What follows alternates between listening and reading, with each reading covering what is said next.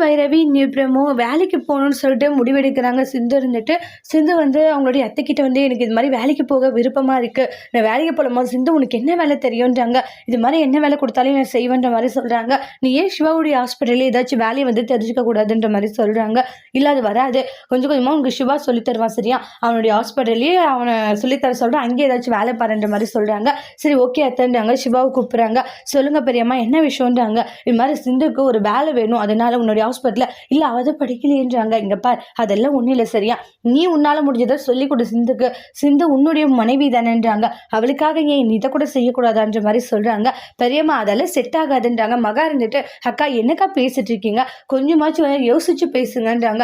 அவள் போய் எப்படி அந்த வேலையை செய்ய முடியும்னு சொல்கிறேன், ஏன் செய்ய முடியாதா, சிவாவால் முடியாது ஒன்றும் இல்லை சரியா, சிவா எல்லா விஷயங்களும் சொல்லி தந்தா அதை கண்டிப்பாக சிந்து வந்து புரிஞ்சுப்பா, சிந்துக்கும் எதுவும் தெரியாத ஒன்றும் இல்லை சரியா, சிந்துக்கும் எல்லாமே தெரியும்ன்றாங்க. ஒரு டைம் ஒரு விஷயத்த சொல்லிவிட அவள் அப்படியே பிடிச்சு பண்ணுறாங்க. கரெக்டாக தான், நான் கண்டிப்பாக சிவா சொல்லி தந்தா நான் எல்லாமே கற்று பண்ணுற மாதிரி சிந்து சொல்கிறாங்க. சிவாவுக்கு பயங்கர கோவம் வருது. உடனே வந்து சிவா பெரியம்மா சொல்கிறேன், இந்த ஒரு வாய்ப்பு கொடு சிந்துக்குன்றாங்க. சரிங்க பெரியம்மா நீங்கள் சொல்கிறதுனால என்னுடைய ஹாஸ்பிட்டலில் அவளுக்கு வேலை போட்டு தரேன்றாங்க. அதனால் சிந்துவுக்கும் ரொம்பவே சந்தோஷமாக இருக்குது. அப்பா எப்படியோ டாக்டருடைய வேலையில் நம்மளுக்கும் ஒரு வேலை கிடைக்க போகுதுன்னு சந்தோஷப்படுறாங்க. அதோட இந்த ப்ரெமோவை முடிச்சிருக்காங்க. இனி வரக்கூடிய எபிசோட்ல இந்த மாதிரி ஒரு டோஸ்ட் வர போதுன்னு வெயிட் பண்ணி பார்க்கலாம். தேங்க்யூ.